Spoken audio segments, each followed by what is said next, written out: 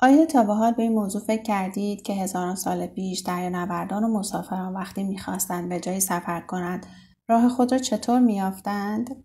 در گذشته نیاکان ما راه خود را در بیابان‌ها و دریاها به کمک ستاره‌ها پیدا می‌کردند. انسان‌ها از گذشته‌های دور متوجه شده بودند که از کنار هم قرار گرفتن برخی ستاره‌ها الگوهای خاصی به وجود می‌آید و می‌توانند از آنها برای جهتیابی، ساخت تقویم و حتی پیشبینی وضعیت آینده استفاده کنند.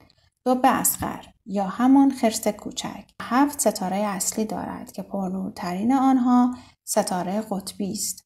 اهمیت ستاره قطبی به این دلیل است که در ادامه محور زمین قرار دارد. در واقع ستاره قطبی جایگاهی ثابت در قسمت بالای قطب شمال دارد و ستاره‌های دیگر به دور آن میچرخند. بنابراین تقریباً همیشه میتوان این ستاره را در جهت شمالی پیدا کرد.